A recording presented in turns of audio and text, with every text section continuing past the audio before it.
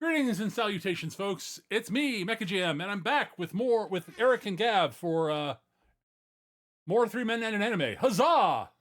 Yay! This has been rather rapid fire for us. We almost got one back to back. Yeah. Astonishing, huh? Yeah, and then we forgot it was Tuesday, so So we're recording a bit late, but a little bit later in the week. But Leviathan's a 12-episode show, so Yeah. Not only did we watch back to back weeks, we almost got the show out real quick too. yeah. And we're getting out Shocking. faster than we did the past couple of times. So hey, point for Yeah. us. To be perfectly fair, the last one was around the holidays. It was. It was, and we picked shows that take us like 3 months to get through. So it was the holidays, and it was not a short show. No. It was a normal length show over the holidays. So Yeah. anywho, we're covering Gav's most recent selection, which is Leviathan, Yes. which is actually based on a Western novel. It is. Yes, it's not a manga. It's a Western novel that was taken to Japan, and they decided to go with it on the behest of Netflix. The elevator pitch for this one, if you wish this, basically what sold Eric at the very least is World War One. Yep. One side has walking battle mechs. The other side has board. kaiju. Excellent. I'm on board. Now, when they say kaiju, Well, okay, genetically modified beasts of war. yes. Not actual. We're not talking Godzilla. We're not. We're not even. Which would be we're not even cooler. talking Which Godzilla. would be cooler. I mean, it's kind of hard not to love it if Godzilla was there, but I get the idea. And honestly, the bioengineering stuff they do is actually pretty fucking cool. Yeah. Yes, it's like basically they've taken like real world creatures and added abilities and functionality to them to make them vehicles, beasts of burden, weapons in some cases, or tools. Yeah. I think one of the things that I do like, this is kind of jumping the gun a little bit with it. I will just say that although that's the premise, the overall thing, it's not the focus of the actual show in and of itself. It's not like, don't think of it like, oh, we've got this super creature that's going to do this, and now plot reasons and pull this out of our ass because we've got another creature that does this. It's very much a show about the characters in that world, and those things are just like a part of that world. Yeah. It's not a super god beast. It's a car. Well, Kind of, it's the titular Leviathan is an airship. Yes. Yeah. But I will say it's a giant flying whale. Yes, it is. It's a giant Which, flying whale. you know what? That's cool. It is. I feel bad for the whale. Yeah. Is it? This is something I just wanted to bring up quickly. Why is it a common thing in science fiction for whales to be airships, if not spacecraft? Looking at you, Doctor Who. I have no fucking clue. Because they're really big and therefore kind of cool. I mean, they're big, kinda, and there is the visual of it. Kind of looks like it's swimming through the air or swimming through space. Yeah. So it kind of feels like it fits there, but not really. Digimon did it with Wamon as a transport sort of thing. Leviathan, obviously, like I said, Doctor Who did a whole episode where the entire planet Earth evacuated on inside giant whales. I mean, all right. I'm also thinking of the sky whales from the Max. Yeah, Star Wars has done space whales. I mean, Star Trek's done something similar to space whales. The friggin' whatever they're called, I forget what they're called. The vaguely whale-looking things. Yeah, I know what you mean. Yeah. Oh yeah, I don't. Yeah. I don't know. It just kind of it's like it's one of those. If I had a nickel kind of situations, Yeah. It's not a lot, but it's weird that it has happened that many times. Yeah. It is definitely a little odd. At any rate, the show is really it focuses primarily on two characters. Both of them are keeping secrets from people throughout the course of the show, Uh-huh. and they're very also, different secrets. Like Yeah. they're both really important, but they're very Yes. different. Also, having these two in the room together at the same time is extremely dangerous, as the sheer density in that room may, in fact, form a black hole. Jesus Christ, they're both such idiots in entirely different ways. Also, Yes, I mean, it's honestly kind of endearing. no, it is absolutely like legitimately. Alexander is a bless his heart type character. Yes. Because a lot of the time he's not stupid, but but goddamn he's dense. And Yeah. he tries really hard to be a good person, but he is hung up by hung up largely by his background. Yeah. Because he's the Archduke Franz Ferdinand's illegitimate son. Yeah. Actually, I don't even think he's illegitimate. I think he's is not legit. illegitimate, but the legitimacy is in relation to his claim to the throne. Right. So I don't think he's a bastard per se, but his mom wasn't. I think his mom was not cleared to be. Yeah, his mom was not Yeah. of noble blood. Therefore, if there's somebody with more noble blood, European fucking royal politics, you know. Monarchies are dumb. Yeah.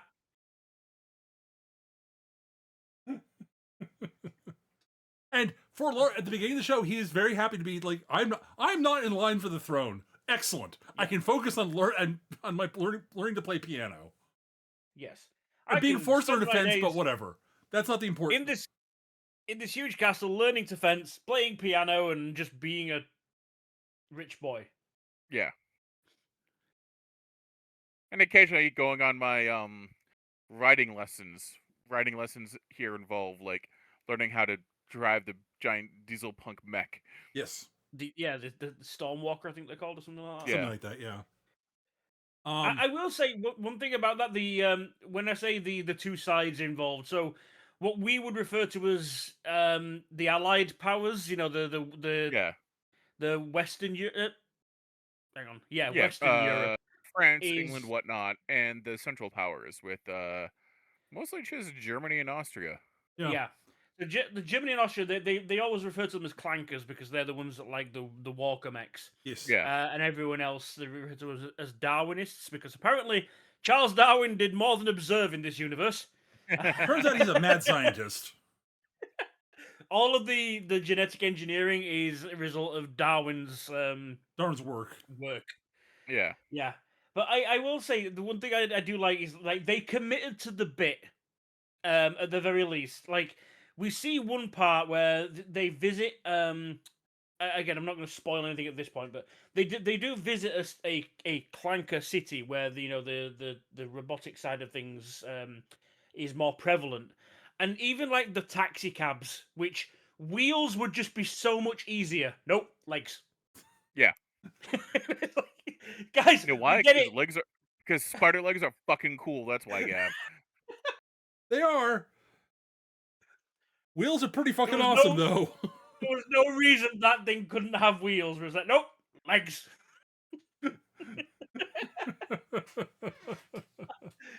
Our other protagonist is Dylan Sharp,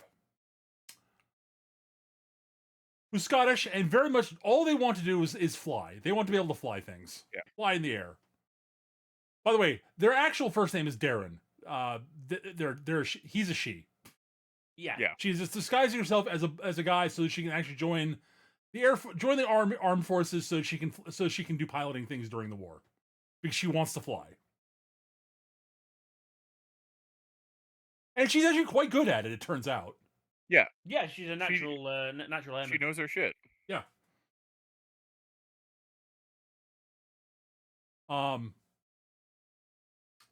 So during her training, where she's supposed to take up one of these modified jellyfish that are basically hot air balloons. Yeah, they're not hot air. I believe I think they're filled with hydrogen. They're hydrogen. They're filled with hydrogen because they're explosive. Yeah. Who knew that aquatic life was so adept at flying? So goes up. Storm comes in because of course one does. things go wrong. In order to stop herself from crashing, she has to basically cut her tether, and gets blown off into the horizon, over the horizon, and is saved by the crew of the Leviathan.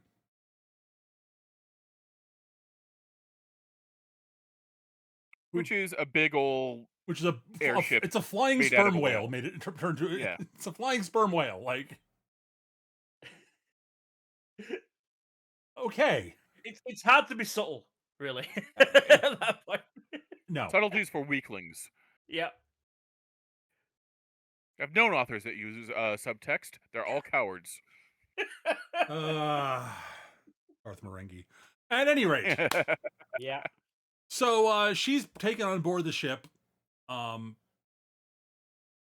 because they can't really just sort of like turn around and go back to England. Yeah. The plan is that the Leviathan is on a mission. It's headed to France. They picked her up over the. I don't think it was over the Channel because she was in Scotland, but it was somewhere near Yeah. enough, basically, that they can't turn around. They're going to take her to France, drop her off, and then she'll be shipped back home. Blah blah blah. Well, he will be shipped back home. Blah blah blah, where he can resume his duties, His training. and whatnot. Yeah. Yeah.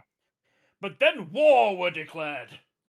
Yes, because Archduke Ferdinand is killed along with his wife. Yeah, there are a lot of parallels. I mean, they do try their best to match, at the very least, the existing the history of World War One. Yeah. It's not just lip service. Like, there's a part a little bit later on where they contact Churchill for for advice, and Eric quite rightly said, you're a couple of years too early for that. He's not prime minister. He's like, no, but he was in charge of the Navy. Oh, So, like, right. He's Lord Admiral. Yeah.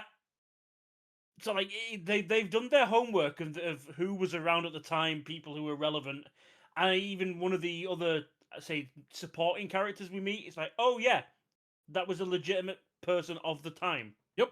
Yeah. I do not remember whether Archduke Ferdinand had a son. I do not remember. I Yeah, I'm not sure don't about the. think so. Yeah, I but don't I remember might him be having wrong. one, but that doesn't mean he didn't. Yeah. yeah. It just means my memory is a little spotty. I mean, let's face it. What kind of happened in oh,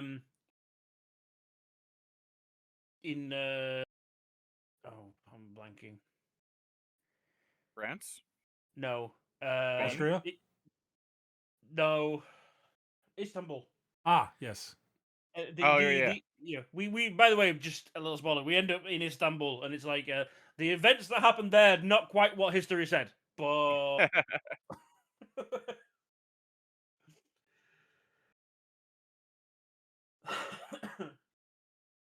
But yeah, no, it's kind of fun because initially you're following Alex and his two retainers, Viscount something or other, and Klopp.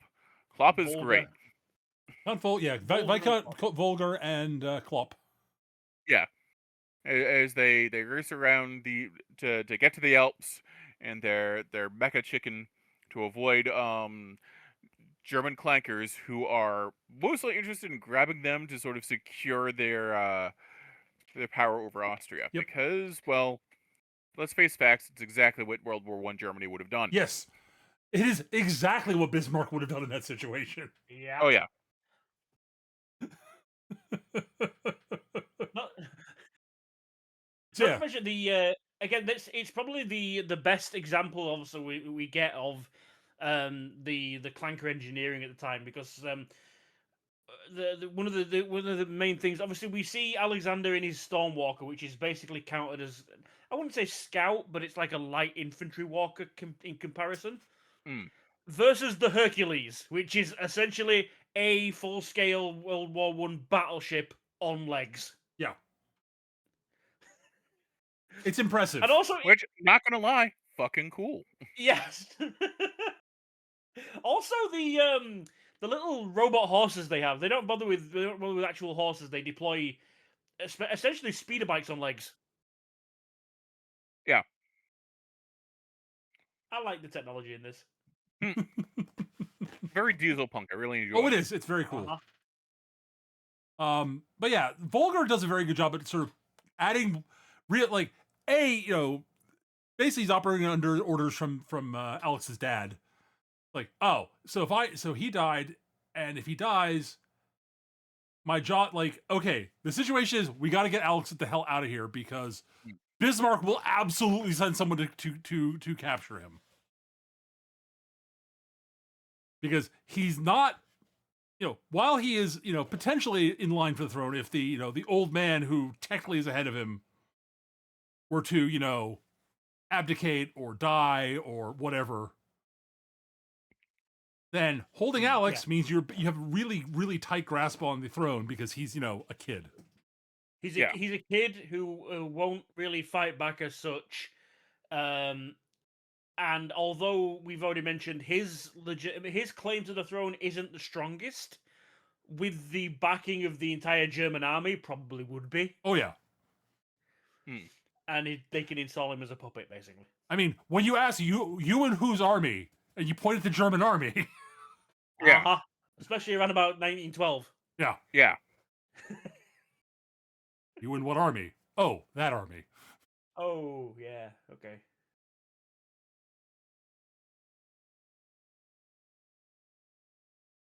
So the Leviathan gets basically attacked by German whalers. They're literally called whaling ships. Well, because a lot of the a lot of the West, the Darwinist airships are made out of whales, made from whales. So, although my impression is most of them are smaller than the Leviathan. That would make sense because they do kind of treat the Leviathan with some kind of reverence. Like when Dylan first encounters it, she's like, it's the Leviathan. It's not, it's a Leviathan class or it's No, it's the Leviathan. It's the Leviathan. Yeah, it's very much a the thing. Yeah. Yeah. So I think the only other creature we hear of that kind of like that sort of what's the word I'm looking for? Reverence, so to speak, it's the Leviathan and the Behemoth. That's it. That's another thing we'll get to. Yeah. So the encounter, they survive the encounter, but Leviathan is forced into an emergency landing in the Alps. Yeah, we'll call it that. It crashes. It crashes. Yeah. Conveniently near where Alex, the mountain villa that Alex is hiding in. Now Alex, being a good sort, is like, well, we got to go see what happened to these poor people. Maybe they need help. And Volk is like, don't do that, Alex. That's not very smart. Yeah. And from a purely rational standpoint, Volk is correct. He's absolutely right. Not to mention the fact that they've identified at the very least that they're also, as they put, Darwinists. It's not so much a.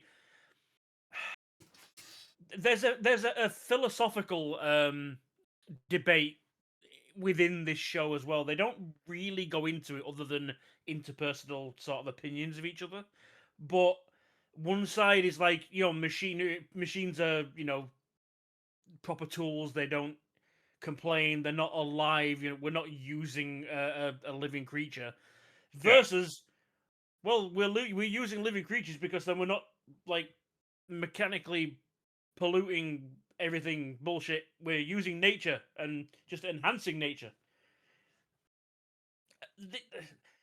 They imply that there's like a kind of disdain between the two groups, but again, it's mostly just a case of why are you hanging around with those? I mean, it is classic European bigotry against each other. Yeah. Because this happens a lot. This happened around this time in Europe. Like, yeah. Okay, they're so Protestants. We don't hang out with those types. Right, exactly. Yes, like I'm gonna say if you're not familiar with European history, there's a reason that we all hate each other. We're happy going on vacation and tolerating each other, but we're happy to come home.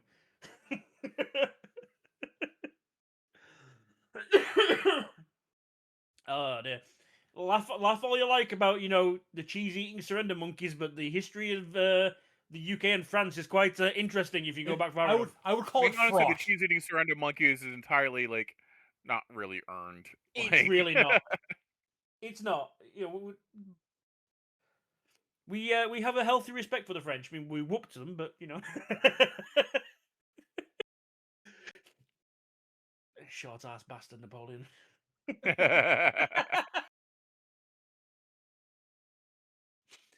But at any rate, Anyway, so yeah, this is where Dylan and Alex meet each other. Alex basically brings yeah, medical Alex, supplies. Alex tries to pose as a local from a local village who Yep. heard the crash and came to help. No one else did, and he's still dressed in no badges, no identifying marks, but it's still relative finery. Yes. And has a very expensive looking first aid kit. yeah. And Dylan is rightly suspicious. Yeah, Dylan goes, you're not some like kid from a mountain town. I mean, thanks for the help. This is really useful. Yeah. Great. Well, I'm glad you find it useful. I'm leaving now. No, you're not leaving now. Yeah, but I'm leaving now. No, you're not. We don't know who you are. We're in enemy territory. I can't risk you being a spy and But I helped you. giving us away. I brought you medical supplies. I helped you. Why Yes, are you and it's trying very to nice, but tackle me and beat me up and take me prisoner? because you won't come with me to talk to my commander. Because shut up. They both have a point, Yeah, as is Yes. often the case in the show. Yes. And they're I will both say being the kind of right- stubborn and dumb, yeah. Yes. as is often the case in the show. It's It's almost like they're both teenagers. The actual character writing is very good. It's like it's not the reactions are very like it doesn't people don't suddenly know things or act in a weird way to move the plot along. It's just like these are two very dense people just trying to do their fucking job or survive. And or do the right thing. And they'll do the right thing in most cases, yes. Yeah, Alexander early on at the very least has that sheltered rich kid perception of I need to do the right thing. I need to help Yeah. people. It's like, Volga's I mean, I'd rather that than the other way. Oh yeah, well, no, yeah, he is absolutely like arguably the best result you get from from European nobility at the time, right? yes, He very much wants to do the right thing and wants to connect with the citizenry, so he understands what they need. Like that is what he Yeah. wants. He doesn't want to be an isolated noble, just ruling by fiat because that's stupid. it's just a shame that he has actually no actual idea what the common people actually. Well, it's almost like he was raised alone in a castle in the middle of nowhere, Yeah, away from people, that'll do it. and wasn't even really raised to be heir to the throne. Yeah. Yeah, it was like here's a spare noble we've got. Just keep him Yeah. entertained. And Volk, Volk did the okay. Well, he's got to be prepped for it in case he has to go to war at some point because nobility does that sometimes. So he needs to know how to fence and drive a walker. Oh. And then war were declared. And then war were declared. And Volk's like, So yeah, well, end result is because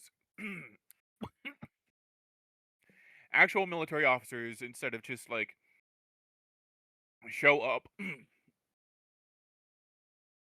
they're like, okay, well, I guess we'll. well, I believe Volk shows up in the walker at one point. Yeah. Because he's like, oh, they took the prince captive. Well, we gotta go handle that. Get the mech. Volk is not Because surprised that this happened. solution to everything is, this is most unorthodox. Best explode it. Volk is not very subtle. I think pragmatist is probably the best way to describe it. He's absolutely a pragmatist. but he's also very much like he's very dedicated to the Austro-Hungarian nobility. Yes. He's a loyalist trying to just avoid the sub, the Germany consuming Austria basically. He also very much believes he- that the nobility is what the country needs to run things. Yeah. Yeah, he's basically Bismarck, if Bismarck were skinny, sober, and Austrian instead of Prussian. Yeah, largely. Also, he's not in as he's not in an as important position of power as Bismarck That's was. also true. Yeah. Yeah. I mean, he's a glorified nanny basically at this point, but you know. Which is a job he takes very seriously. Oh, he does. Yes. He does his best to do right by the prince. Like at least as far as he's concerned. Yeah, it's the typical thing where he's got a job to do and he's doing it to the letter, providing that his charge obeys. The problem is his charge is not a soldier. He's a teenage boy with his own mind, which, if you've got a strict, rigid set of rules, is literally the worst person you could have. He's an ambitious young man who wants to go off and do his own thing. I'm sure he'll listen to me in every aspect. Yeah. Yeah. Alex, why are you doing the stupid thing? Because it's the right thing to do. But that doesn't matter. For who? Yeah. Orders. Well, no. It's the important thing is that, as far as Volk's concerned, the only thing Alex should be worried about is the right thing to do for Austria-Hungary. Yes. Yeah. Anyone else really doesn't fucking matter. Yep. The interesting thing about it though is that throughout this whole back and forth with those two, Klopp has been there, and Klopp is like the his assistant. We never really get a rank, but it's clear he's military. Yeah, Klopp is military. He's a damn good mechanic, and he's kind of the voice of reason in all this idiocy. Oh yeah. Yeah, he's often the mediator because quite often, like, it doesn't always say the words, but the way that the conversations go and the looks that he gives to Volga, it's like you're shouting at the kid. This is exactly what his dad would have done. Yeah. It's like, this isn't working, dude. You know this doesn't work. You need to. Yeah. It's like this kid is more like his father than you want to admit. Yes, it's not the best thing to do right now, but it's absolutely the right thing to do. And his dad would have done the same. Now, I'm not sure that Archduke Ferdinand would have done the right thing in these situations. Well, yeah. The real world one, Yeah. but the one in the anime absolutely would have, apparently. Yeah. He is very much presented. The character of Archduke Ferdinand is presented as a good ruler, as it were. Yeah. Yeah. And by all accounts, Archduke Ferdinand was a stand-up guy as far as European nobility Oh, goes. sure. I'm not surprised by that. In fact, if I remember correctly, he was actually on the side of Serbia getting independence and support, which is why they shot him to indicate that Serbia should have independence and support. I mean, The Black Hand was fucking stupid. I'm just gonna put it out there. There's a number of there's a number of theories out there of the false flag operations and everything else, but yeah. Hell, it's the whole plot of. I mean, again, another one of those. If I had a nickel for every time this had happened, I also recently rewatched the Kingsman, the first one, the prequel, which is basically the creation of the Kingsman Society, which it has them right in the middle of that whole plot of the three cousins going to war, the assassination of Archduke Ferdinand, Rasputin, all that bullshit. It's weird. Like, again, it's weird that I've seen two shows about the same thing over the last week, but Honestly, World War I is an unplumbed historical area period. Like, everyone goes straight to World War II. Honestly, I find World War I much more interesting. It is more interesting. I would agree. It's more interesting. World War II has just more obvious bad guys. Yeah. World War I does have the Nazis, which makes it really easy to just make them bad. Right. World War I there's a lot of shades of gray in World War I. Yeah. Like everybody is kind of like up to no good and has a point. To be fair, on that note, again, there's a little Avengers style post credit scene in that movie, the Kingsman, and it's like, shit, with our puppet the Zargon removed from power, we need somebody, and it's like, it's okay, I know a guy. Like literally, a skinny little guy with a weird hairdo and a tiny little mustache walks around the corner. It's like, Oh okay, no. fair enough. Oh no. Oh boy. At any rate, Yep. so Anyway, back on track. Sorry. but the other important thing is that they realize at this point that the whatever the name of the Hercules is actually closing in on the location. Yeah. And so the problem is Alex can't stay because you know the Germans are coming, and he has no real way to get out except the Leviathan. So a deal is made, and they help repair the Leviathan, and and get it off the ground, and they get out. And the plan is basically, you can travel with us to France, which is where we're going. We'll drop you off there, or wherever they are headed. I think it's no. At this point they're headed They're going to Istanbul. Istanbul. Yeah. Yeah. Well, they're initially going to France, and then they get sidelined to Istanbul. Right. France. No, France was where they went to pick up the doctor. Right. Oh, right. Yeah. Right. And then from there she was taken. Then from there she wanted to go. She was going to go to Istanbul, and this is where Istanbul, they crash. They crash in Switzerland with the eggs, and yes. Again, we're not going to cover every single plot point during this, but it's like, yeah. They go to France to pick up the doctor, Nora Barlow. Yes. Who's based on a real person. Yep, real person. She is, as I described her at the time, during this time period, she would have been described as exactly too smart to get herself into, too smart for her own good. Yeah. But also far too smart to actually let it bother her. Oh yeah. No, I mean, like a lot of stuff. A lot of the way the society treats women, it bothers the fuck out of her. But she's too smart to let that stop her. Stop her. Yeah. That's what I meant. Yes. It's like, you were going to hold me back. No, the fuck you're not. Nope. It's very cute that you're trying, but you're just not equipped. Nope. No, you see, I am the smartest person in the room. Yeah, she's literally that kind of, I'd call you a genius, except I'm in the room kind of situation. Literally, there's exactly one time in the show where she might not be the smartest person in the room, and she has a much better wisdom stat than the other person. Yes. Yeah. Yeah. At any rate, so they head to Istanbul. Stuff happens. Like there's a lot of shenanigans happen on the trip. Alex and Dylan become much closer friends. Yep. They were roommates. No, I mean that happens later. They eventually realize they like each other that way. Eventually. Yeah. In the last episode. Yeah. Like it takes a while for Dylan for Alex to find out Dylan is a girl. Like a long time. Part of that is because Dylan is genuinely good at hiding it. Yeah. Yes.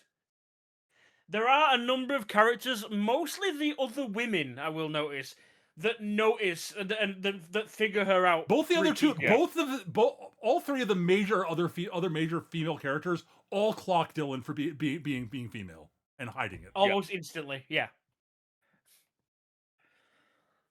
Klopp also not Klopp. Count Volger also clocks it. Also, while during a time when Alex is teaching the cadets how to fence. Yeah. Yeah. He notices her stance and style. He's like, well, not my problem. I don't fucking care. Mr. Sharp. It's not like Alex is gonna fall in love with this guy. Oh fuck. Fuck. But yeah, so the big thing that they're doing is Dr. Barlow is bringing a bunch of these genetically engineered eggs with them to as a gift for the Sultan, or at least one of them's a gift for the Sultan. The others are for their actual plan. Right, because the Sultan was promised the behemoth.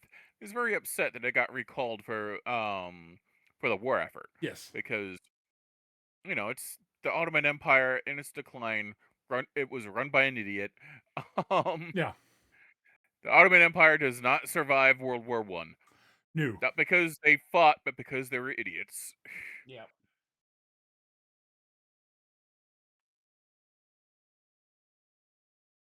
So I they mean, were. I think they did fight, but not well. Yeah. Like they weren't actually important. No, they were not. So yeah, they arrive in Istanbul. A lot of Accidentally get caught up with some revolutionaries. yeah, Alex gets caught Um, so Alex basically eventually Alex ends up hatching one of the eggs, and the creature that comes out from it is this cute little sort of, I forget what it actually is based on. It's called a loris. It's basically a. So it's a lore. It is actually a loris. Okay. It is actually a loris. Yeah, if you're not familiar with a loris, it's kind of like a what are they called? The Madagascan monkey things. Lemur. Lemurs. Yes, it's basically it's a breed of lemur. They're similar. They're I think they are related, but Yeah. this looks a lot like sort of a cross between an actual loris and a lemur. Yeah. But they apparently bond on hatching, and so it's bonded to Alex, and they are very smart. Though we don't find out exactly how smart till later. Yeah. I'm trying to remember exactly why Alex and Klopp. Well, it's political. So basically, the issue with it is, and it's logical. Like, Volga is absolutely convinced, and he's kind of right, that they do not reveal who they are, because if the British forces knew that they had the Crown Prince of Austria on board, then they stop becoming guests, they start becoming prisoners. Right.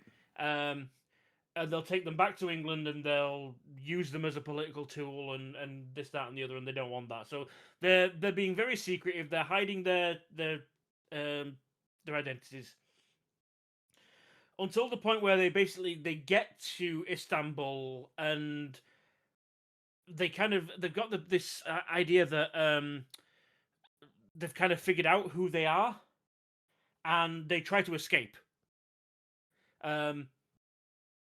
Volga ends up getting captured because although they weren't prisoners, they were told, we're gonna have to keep an eye on you. You're not free as such, but we're not considering you prisoners. But for now, you're not. We can't have you just running off. Yeah, we're not going to throw you in the brig. You're going to have run of the ship, but you'll be under guard. Volga gets recaptured deliberately to give Klopp and Alexander an opportunity to escape, and they disappear into Istanbul as the Leviathan docks and takes up residence there. Oh, and we're also introduced to the giant fuck-off lightning cannon that the Germans have. Right. Yeah. It's a Tesla cannon, actually, literally. Yeah. Designed by Nikola Tesla, who becomes a character. Yes. Now, Tesla is trying to stay as neutral as possible during the war, because he thinks this all is stupid. And he's not wrong. Tesla was an avowed pacifist. This version of Tesla, though, wow. This version of Tesla is a pacifist in that he thinks everyone else is stupid. He does. He correctly thinks war is stupid. Yes. Like, this war is dumb. You are all dumb. Why are you blowing each other up? You're stupid. His plan for dealing with this is also stupid. Yeah, I mean, this Nikolai Tesla is also a arrogant showman. Like, he's more Tony Stark. Yeah, exactly. He is Thomas Edison if he was as smart as he pretended to be. Yeah. It is almost a shame that they didn't have this be Edison, and then when they get to the lab at the end, like, Tesla's there actually doing the work. That would have I been with no funnier. idea as to what's going on. He's just happy tinkering. Oh, hey guys, Yes. what's going on? Yeah. I built Honestly, this thing. that's how I would have written that. Yeah. Yeah. God, if I ever do any sort of diesel thing set during World War I, I'm totally stealing that Yeah. as a tabletop game. Oh my god. Edison is Tony Stark. the, Yeah. the out the outward part of it, and Tesla is Tony Stark in the lab, just doing the Yeah. work. Hey guys, I developed a new form of energy projection that should help us transfer energy without the need of wires. That's going to be an awesome lightning cannon. A lightning what now? Nothing. Go back to work. Okay. Yeah, that yes, exactly. Yeah, yeah.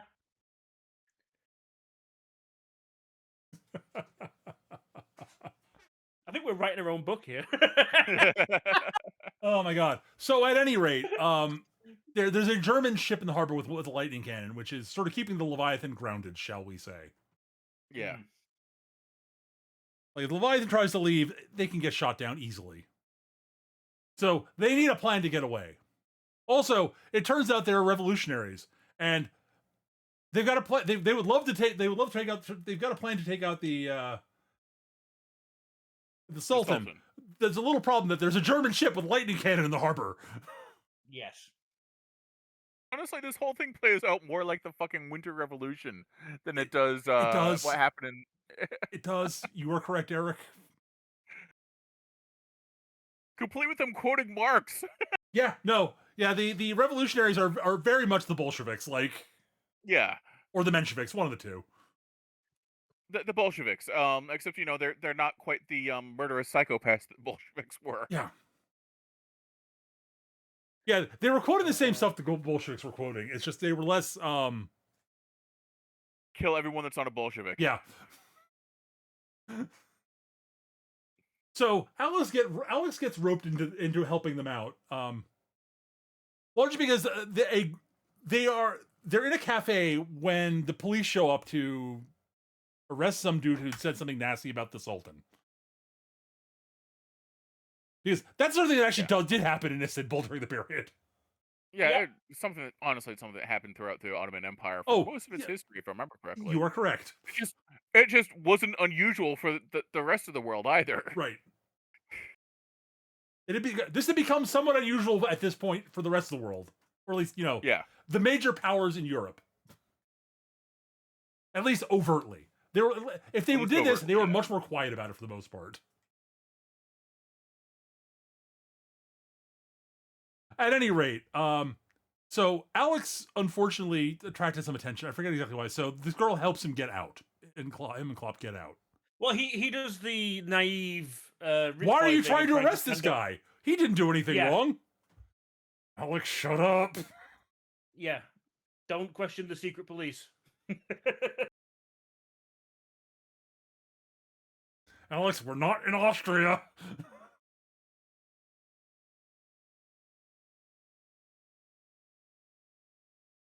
At any rate, Alex meets up with the revolutionaries, who are basically, he makes a deal with the girl that he wants to actually kind of help out, because, like, if the Sultan's doing shit like this, he probably shouldn't be in charge, because that's bad. Yeah. He's a bad ruler. I'm a ruler. He's a bad one. I've been taught what a good ruler is in theory, and he is bad. Yeah. Therefore, he should be. Therefore, he should be gotten rid of. It really feels like it's almost Alex sees him as, oh, this guy's my rank. I need to go tell him he's doing a bad job. Well, yeah. On the plus side, Alex at least does not actually want to go give the Sultan a stern talking to. He realizes what I should do is help these revolutionaries take him down. Yes. Which is a step further than I really expected him to go. Yeah. The old woman who runs the group basically sort of talks to him and says, nope, the kid's all right. You should trust him. He's got an idea. We should listen to him. Because his idea is not stupid. Yeah. His idea is basically to take out the harbor chains, so that, because he knows that the Brits have sent the behemoth to come and take care of the lightning cannon so the Leviathan can leave. Right. Like, why do you need to remove harbor chains for the behemoth? famously a land creature. Mhm. Because shut up. Put it this way: the chains that they're referring to, they refer to them as kraken nets Yeah. for a reason. I'm just annoyed that Leviathan of the was a sky ship and the Behemoth was a submarine. Yeah. We do get Goliath later as well, but Goliath's a whole different. Yeah, A whole Goliath different was thing. yeah. There's no mention of Behemoth of Goliath of the something. Goliath was just a big dude that got his head caved in by a rock. Yeah. So basically, Dylan and some of the other cadets were sent out to go. Dylan was sent out to go see if I forget exactly what Dylan was sent out to meet up somewhere. I forget where. Dylan was sent to try and find Alexander for the Right, Loris. for Lore, to get the Lores back. That's right. Because she well, at this point she manages to have a heart to heart with Volga and get the information of where they were supposed to meet up. Because he realizes that really the only way to save Alex is to try and get him back to the Leviathan. Right. She is sent out with 3 other airmen who have their own mission to go and Break the chains. destroy the nets. Yeah, the Kraken nets. And those 4 basically just bolt out one night and separate. Alex gets away. One of the other ones very much does not. Yeah. And in fact, we found out later the other 2 didn't either. Yeah. Fortunately, Dylan was able to get some of this stuff to actually break the nets, and they do run a mission to do. They go out and do this. Eventually, Dylan is sort of brought into the group, and the revolutionaries like, "Why are we okay?" The old woman vouched for the Austrian kid. Why are we letting a Brit help us now? I'm Scottish. Shut up. Yeah.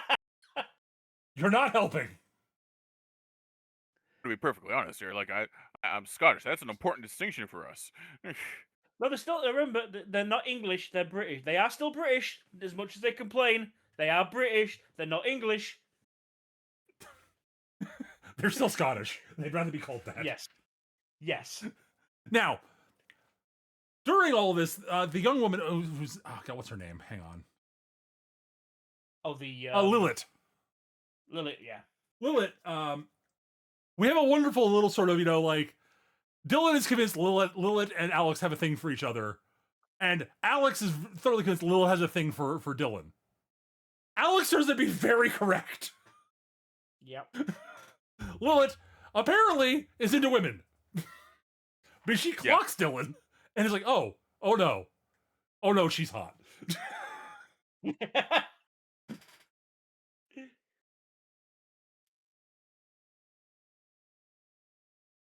Oh no, I'm into cross-dressing, but not the way it usually goes.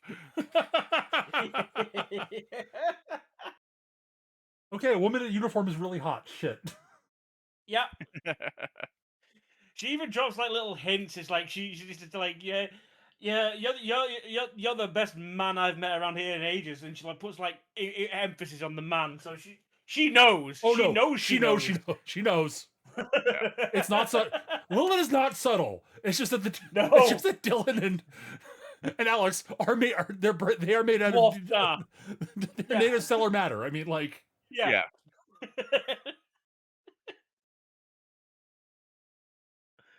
I will say as well. At this point, we see. I know we've mentioned earlier that obviously it's the Austrians and Germans that have the walker technology, but apparently the Ottoman Empire have them as well. They do, but a very cool little take on them. They tend to have a lot of quadrupedal walkers. I mean, they do have some bipeds as well. Yeah, which they're like also all very much themed after Mesopotamian and like like their standard beings. guard walkers. Their standard guard walkers are all elephants. Right. But those look cool. And like the random bulls were pretty cool too. The bull ones are very cool. And like there's a giant centipede thing with a human face thing is really weird. Snake. Yeah, I think it was intended to be a snake, like a naga, Yeah, but it had spider legs, so it was a centipede. Yeah. really, they're all really neat. The mech designs in this are really cool. I mean, hell, the creature designs are cool as well. Oh, yeah. But the mechs are like, yeah, the actual like they did a lot of the 3D. I mean, actually, that's one thing we probably should mention. This entire show is like 3D animated CG. Yeah. And they did a But- pretty good job with it. Like, it's not like good incredible, job of but it, it's yeah. good. The bodies, the physical like action looks a little bit clunky every now and again, but like especially on the vehicles though, it looks really good on the vehicles. They use it really well on the machinery side of things. No, it's not Land of the Lustrous good, but it's good. Yeah. So The only thing that throws me off, I will just mention, is it's clear that the mouth flaps were done with a Japanese. Oh, yeah. No, it's dubbing in mind. Because there are times where the English just doesn't line up with the voice with the mouth flaps. It's not too bad, but it's noticeable. Like they're not forming the words that we're hearing. yeah. So yeah, the revolution goes off. They do break the chains. Hooray! But they have to go early for reasons. Doesn't matter. They have to go early. They have to go early. Yeah. It's like Alex is like, but if we just wait for the crack for the behemoth, the lightning cannon won't kick our asses. Well, we don't have time to wait anymore. We have to go now. Oh my god. Okay, fine. So they go, and the lightning cannon is kind of kicking their asses. So Well, they charge. It charges at once, and they manage to use a bull mech to push the Go close barrel with out it, of the yeah. way and Yeah. get and avoid the shot. But it's clear that if it gets one clean shot, which it's about to, it's going to do some real damage. it's a very impressive weapon. Which is when the behemoth shows up. Now, And it just We don't- eats the battleship. we don't see a lot of the behemoth considering how much it's been talked about, but we see enough to realize, okay, There's a reason they were I called get it. Kraken Nets. yeah, it's basically a megalodon with squid tentacles around its head. Yeah. As far as we can tell. It's a sharktopus. It's a sharktopus. It's horrifying. It's really well done. It annihilates is it the Gerben, I think is the Yeah, it's the ship? Gerben. Yep, that's right. It just pops open and goes, nope. It's kind of horrifying, to be perfectly honest. Alright. So everybody is brought back onto everybody except Lilith. You know, Lilith is now left behind. Our crew is brought back to the Leviathan, and they escape. Yeah. And they're off to Go back to the Tunguska. Yes. Now they had Loris back. Damn, I forgot all about that. Yeah. Yeah. Not just a random quote in Ghostbusters. I mean, it shows up in the Amazon's live action to the Tick also. Yeah. Yes. No, legitimately, it's one of those things where it's like you hear about it in media, but never really bothered looking it up. I was not aware that Tunguska Blast was an actual Oh yeah, event. it was. Yeah. At any rate, so they head out there and they're trying to figure out, like, because apparently, you know, people have been trying to figure out what the fuck happened. And one of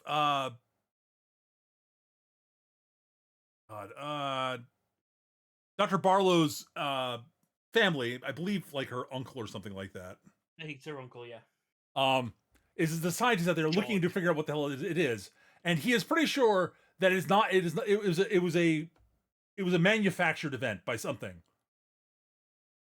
And they talk about, like, there have been a whole bunch of these, like, weird, like, storm events that have been incredibly destructive and, like, stuff happening and such. Yeah.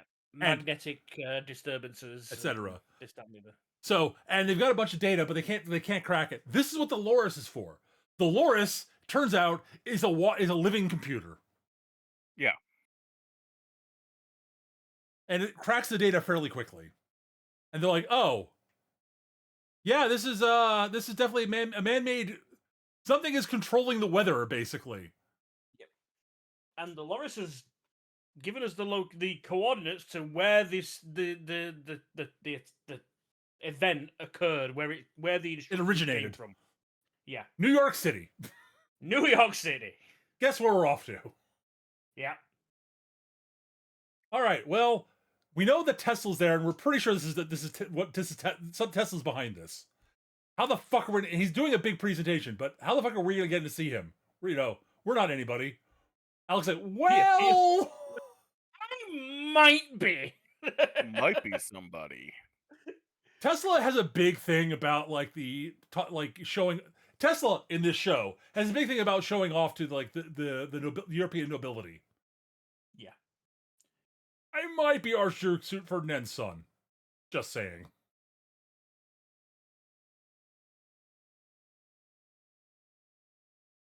By the way, at this point, while during the approach to all this is where Alex and Dylan find out. This is where Alex and Dylan find out about each other's secrets. Yeah. Like, Volgar basically outs Dylan to Alex, and Alex reveals himself. As I said, both big secrets, very different. Well, it's not so much that the outs Dylan. It's after the attack of the bears. Yeah. It turns out when you bioengineer giant predators to be beasts of burden, it's a good idea to have a food supply. Yes. Because if you don't, they get hungry. You become the food supply. But yeah, they have a moment where they're being chased down and they manage to escape, and it's at that moment where they're together in the landing bay, and they're still being offish with each other, argumentative, and they're not understanding why the other one's being so weird. And Dylan just says, "Okay, fine, I'm a girl." Oh right, yeah. Volker accidentally outs Dylan to the crew. That's what it is. The crew, yes. He didn't mean to. To be fair, he did not mean to. No. Because at first, it's just Alex that knows. And unfortunately, Alex reverts to form. And the second he knows Dylan is a girl, that means she must need protecting. Yeah. Dude, how many times did she save your ass? Well, it doesn't matter because she's a girl. I know. And girls do the thing. So he starts going out of his way and doing very stupid things to protect her in ways that she does not need. Yeah. And absolutely does not appreciate. And once again, gets himself in trouble that she has to pull him out of. Yeah.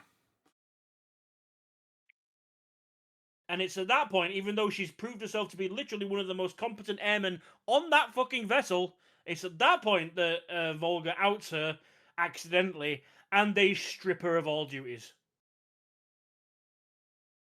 Because technically speaking, they have to. They have to, because they can't employ a woman. Legally, they can't, unfortunately, by military, without permission, basically. It turns out they actually do get permission later, but no. They do contact.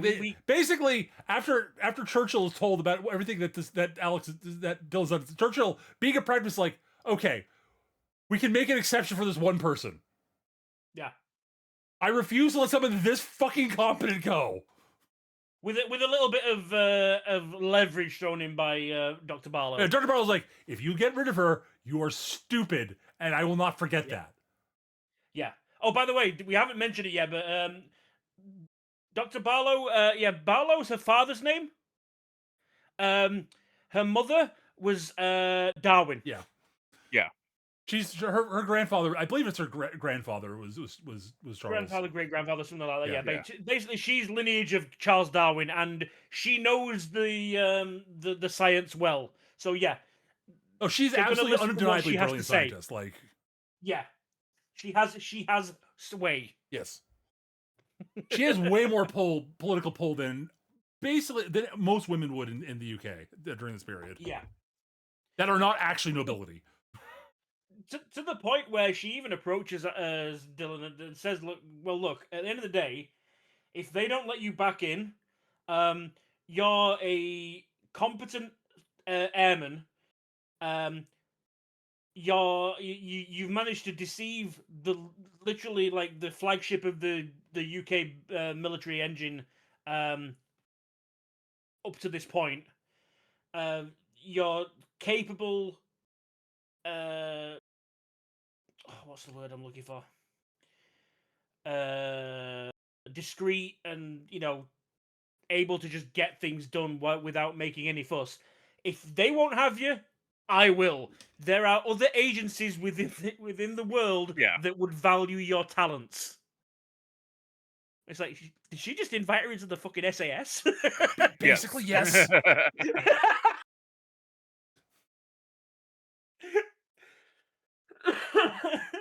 At any rate, so Alex meets with Tesla after his big show. Tesla reveals his plan to Alex, which is he has built a weather machine that can destroy entire cities. And with this, he will blackmail the world into stopping the stupid war. Yes, because Does that no work? one would be stupid enough to actually force my hand to use it. You're so naive. And Alex, being the naive child of nobility who very much wants to do the right thing, says, "This sounds like a great idea." To which Jill says, "The fuck?" Yeah. Again, naive child. Yeah, he's like, Dylan no, is like, no, "What? No." no. I will also mention this because this is a great little move. As once Dylan's outed, they don't do the easy route of her, then just basically becoming a girl again Right. and being a girl. They try to set this thing up where Alexander is going to go meet Tesla, but it's obviously at this event he needs a +1. And everyone's like, well, Dr. Barlow, you should go. You know the science. You know him. And yeah, he won't talk to me. Dylan, you go. What? Yeah, you can be the +1. Well, okay, sure. She goes, yeah, I've got some stuff for you. She takes her back to her room and lays out a load of dresses. She's like, fuck no. How the And- hell am I supposed to kick someone in the nuts in this? And I'm almost certainly gonna have to kick someone in the nuts. Yeah. And then she goes, look, I'll sort something, okay? Goes away, shows up at the event in a full 3-piece suit and, tailored suit. Like, okay, like it. It's well done. Yes. They could have quite easily just basically said, oh, all that pretending. It's like, no, that's how she's comfortable. That's her persona. That's who she is now. Yeah. She's always been a tomboy. She implied that her dad, had her doing the heavy lifting and as a balloonist or whatever they were doing. And like she's always gotten her hands dirty, gotten involved. She's not a delicate fucking flower. Stop trying to protect her, Alex, you fucking moron.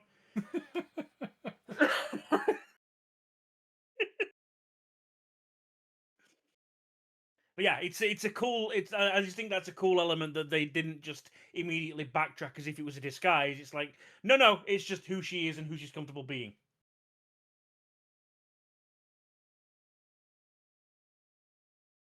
Yeah. So. So yeah. So Alex, we have the meeting.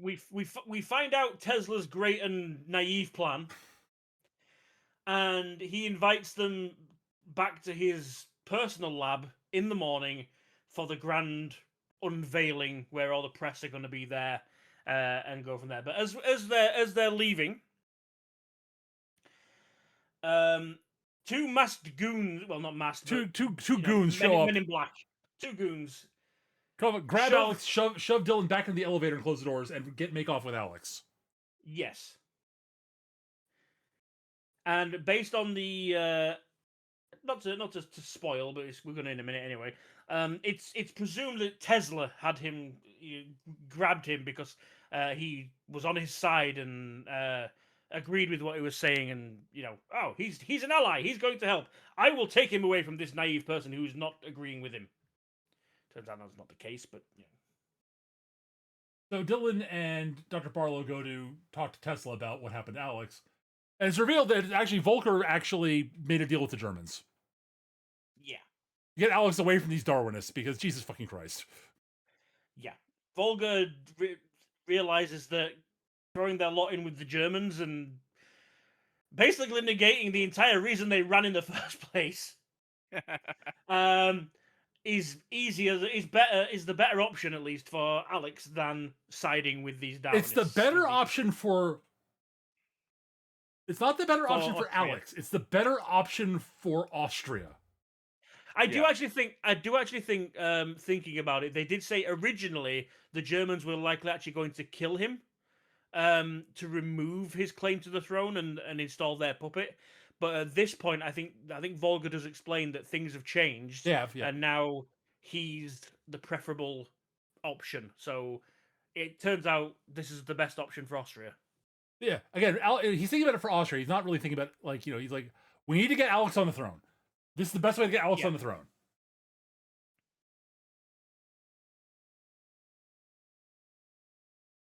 Alex is not happy about this. And the Germans are planning to land and sort of, like, okay, well, we know what Tesla's got. We now know what Tesla's got because Volker told them. Yeah. So it's like, okay, well, we're gonna go seize this thing, take it away from Tesla because he's gonna do stupid things. In their And we're giant gonna do it- crab. Yeah, we're gonna do it with our crab mechs because awesome. Again, this is another one where you're sticking to the bit, and I appreciate it, but just a boat would have been easier, guys. Crab mech, Not a always crab better. walking along the bottom of the ocean.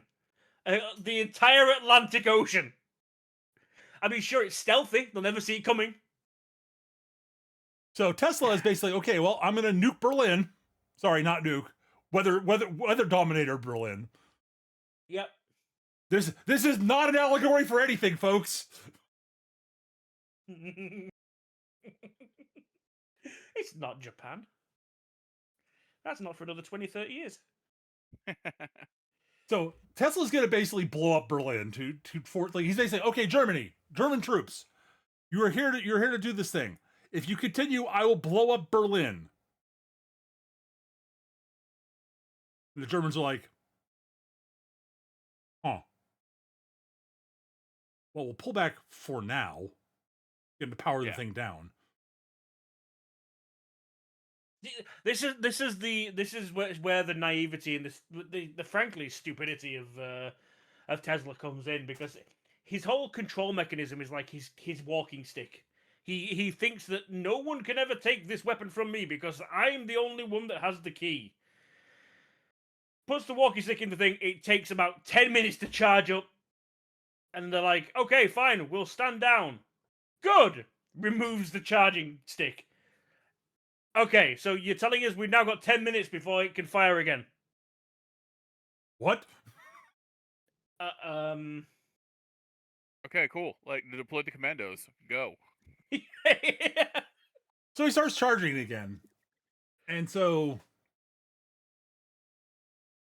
there's a lot of stuff that happens. Alex has his confrontation with Volker, and they fence. And Alex is basically like, look, Volker, I'm going to go out there and stop this stupidity from happening. Someone's got to make sure that this lightning thing, this weather system doesn't end up in the Germans' hands, because they will misuse it. They will misuse it. And someone's got to get Tesla to stop doing the stupid thing. And he won't listen to anybody else. He might listen to me, maybe. And Volker's like, no, we're going back to Austria. They have a fencing thing, and Volker actually does hurt Alex. And Volker, like, he's going in like, yeah, well, I will kill you just to rather than let you do the stupid thing. And then he actually injures Alex and realizes, oh shit. This is going against everything I've been told. My duty. What my job is to make sure Alex becomes the person he's supposed to be. And I just nearly killed him. If I hadn't stopped myself, I might have killed. Oh my god. I'm an idiot. Oh shit. Okay, Alex, I don't agree with what you're doing, but it is what you would do. So, I'll just make sure nothing, like, goes wrong on this end. You go and see what you can do. And we have the big confrontation to A, stop the Germans, and B, with the Leviathan shows up to help at this point. and B, more importantly, stop the weather system from blowing up Berlin.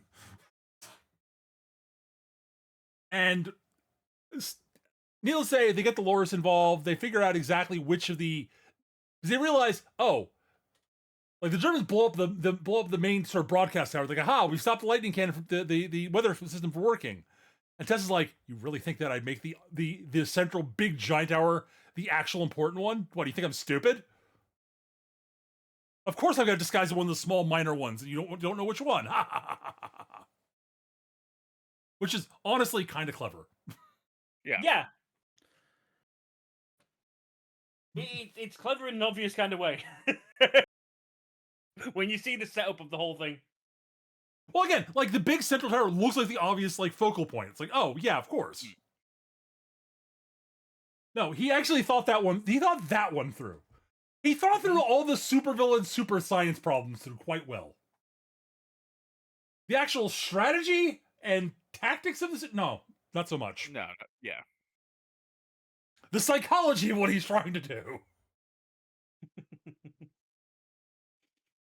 Aha, I will blackmail the world. Can you actually... You do realize that in order to blackmail the world doing this, you're going to have to kill a whole lot of people before people actually will stop trying to stop you, right? What? But why would they keep doing it when I demonstrate that I can do it? People are idiots, and they're stubborn, and they don't take to being threatened very well. But it's obvious I can kill tons of people. I don't want to do that, but I can do it. Yes, and some people will think that the price of losing a city is worth it to take the device away from you. This is war. But they're civilians. Why would they want to sacrifice civilians? I mean, have you met the aristocracy? Have you seen a war? Yeah.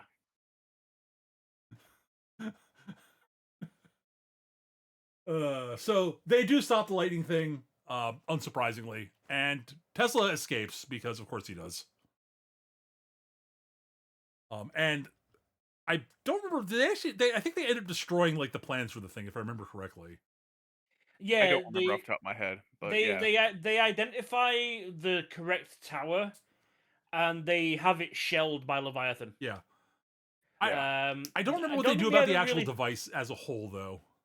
I don't think they ever really talk about, like, it's implied, I think, that it's just Tesla's got it all in his brain. He doesn't actually have anything written down.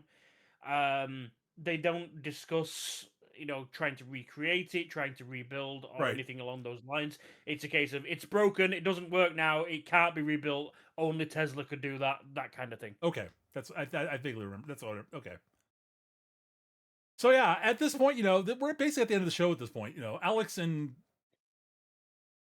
Dylan basically sort of, admit that they do like each other a lot and would like to spend more time together, but they really can't do it right now. Alex has got to go back to Austria, and Dylan's got, flying things to do.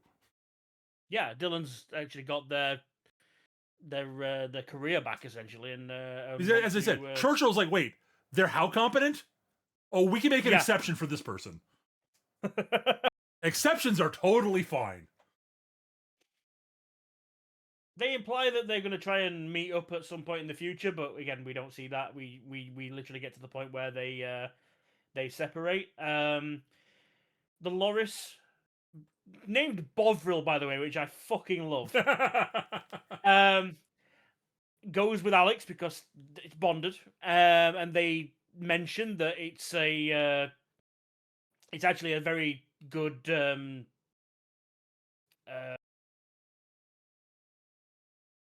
diplomatic monkey thing. No, it's a diplomatic stance where the ruler of a clanker nation with a Darwinist pet, essentially. It's also implied that Volga and sorry, and Barlow, Volga and Dr. Barlow are kind of maybe a thing. Yeah, which I can kind of see it. Yeah. Once Volgar gets past his prejudices, it's very clear he respects the crap out of her, because it's like, okay, this woman is way too competent. I can't look down on her for that. No. Yeah. And once he's past the sort of Darwinist thing, he's like, you know what? She's smart. She is super. Okay, she's a genius. Let's be real. Yeah. She's incredibly competent, and yeah, she's probably the second. She's probably the most competent person I've met. I mean, to be fair, they are the only like. I mean, the captain's a captain, but he's a military dude following orders. Volga and the Doctor are literally the two most competent adults on that boat. Pretty much. Volgar makes some mistakes Really, because yeah. Volgar has the problem that he is an aristocrat. Yes.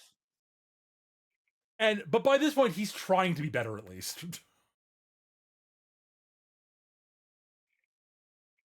But yeah, that's basically where the show ends. So, like, Yeah. Mm. Well, I mean, the thing with this is it's actually a series of 3 books. Right. This is the end of basically the end of that- book 1, I believe. No. In fact, it's actually all 3 books. The 3 arcs are. Oh, all are they? part All of 3 books. Okay. Yeah. So basically, the first book, each 4 episode block is a different book. Okay. So everything up to escaping the Alps is book 1. Okay. Book 2 is the Ottoman Empire stuff, and then the Tunguska to New York is book 3. Okay. They're literally called Leviathan, Behemoth, and Goliath. Those are Ah. 3 books. Sorry, 1 second. Sorry. Yep. No problem. But yeah, that's basically where the show ends, effectively. Yeah, I guess we sort of get into the wrapping up of things. So I guess me, then Eric, then Gav, because it was Gav's selection, so he gets last word. Yeah. I'll admit, I overall really liked the show. I had a lot of fun with it. The really odd thing is that I remember liking the ending more than I'm like trying. I can't remember like a lot of details about the ending, but I remember liking it. And it's throwing me for a bit of a loop. I'm sort of going, I remember liking the ending, but I can't really talk about it in concrete detail right now because I've kind of forgotten chunks of it. I don't know why. So overall, I did very much enjoy the show. It wasn't without it wasn't perfect, but it's definitely a very solid and a lot of fun show. The music was good. The dialogue was good. Was mostly very good. The character writing was probably the best part of the show in my opinion. Oh no, sorry. The mech and creature design were also really good. I forgot that. Especially the mech design. I thought the mech design was actually generally pretty fucking inspired. As Eric said, it's really well done diesel punk looking stuff, and Yeah. And some of the creatures on the Leviathan has these really cool and has some really really weird elements of sort of almost body horror to it. Which I think is actually generally well done. Like this weird integration of this giant whale and tech built into it is really weird and odd, and I thought it was really well done. Yeah, overall, I very much enjoyed the show. I would definitely recommend it. So I guess that's it for me. Yeah, I'm kind of feel the same way. Great character writing, great blah blah blah. Sorry, I'm not very all together tonight. Great character design, great mech design, great monster design. It's pretty cool shit, not gonna lie. I rather enjoyed it. I mean, it's not like super top shelf, like racing to the top of like friggin' Free Run and Full Metal Alchemist and all that shit, but it was good. I'd recommend it. It's got. I'm just not very all together tonight. I'm sorry. No worries, dude. No worries. Also, as you pointed out, Eric, I think the other big thing is it being set during World War I is a real point in its favor. Yes, absolutely. That's a big deal. Like, it's not something that ever gets done properly, I feel. Like, it's just something that just gets ignored, and I think that's silly. Yeah. So I guess. I mean, for me, Yeah. Yeah, I mean, they've basically said everything. Yeah, so the mech designs and everything. There's a load of little things that we haven't really covered because they're minor things, but like the monster, the creature designs. I don't want to call them monsters because they're not. They're creatures within the world. Like how they turn over a lot of their functionality. So like they have multiple other creatures within Leviathan. So like they have hawks that do smoke like chaff rooms, but they don't have like chaff and flares. They have hawks that deploy smoke. They have bats that go out and drop what I assume is natural glycerin on shit and fuck things up on a regular basis. Yeah. I don't think those bats are unbeaten. Wherever they look at, they just dies. They've got the snails that basically when they go over things, it's like a cutting torch.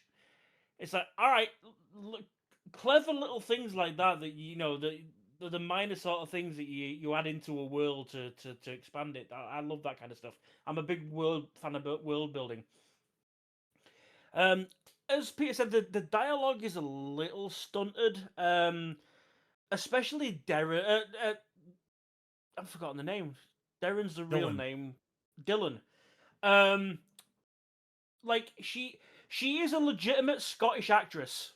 I looked her up. She's actually a live action actress. In fact, a lot of this cast are relative unknowns. Like they've done a lot of stuff, a lot of live action stuff, but they're relatively they're not big names in the animated circles. But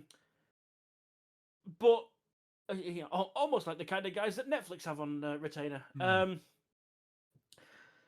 But she is a legitimate like Scottish accented actress. But the dialogue kind of feels like it was written by somebody who isn't, if you know what I mean. Right. So it comes a lot, or at the very least, she's trying to do the thing where somebody with an accent tones it down without losing it for people who would otherwise struggle to understand that accent. I have no experience with this whatsoever. But yeah, other than that, other than the accents and the dialogue feeling a little bit still, that's literally the only thing that bugged me of it, so to speak. Sure. But yeah, other than that, it's it's great. It's like for as far as Netflix is concerned, and the Netflix, I hesitate to say original, but that's where it's available in the West at the very least. It's up there. There's not a lot on their list. Like it's basically this and Blue Eyed Samurai. you know. But yeah, no, I enjoyed it. I like it. I recommend it. Go watch it. Yeah. It's 12 episodes. It'll take you an afternoon. Maybe take a couple of days or so, but it's a good show. Yeah. It's a lot of fun. So I guess that's gonna do it for this episode, folks. Thank you for watching or listening, I guess. Next time we'll be covering my next series selection, which is going to be May I Ask for One Final Thing? Yes, that's the name. Yeah. And if you have not heard of the show or have not seen it or anything like that, you are not ready for what this actually is about. Not from its title. The title does not indicate what the show is. No, it does not. I've seen a few episodes of this. I haven't seen the whole thing. Yeah. Oh yeah. So this is gonna be a fun one. See you all next time, folks. Take care, everybody. Bye-bye. Bye. Bye.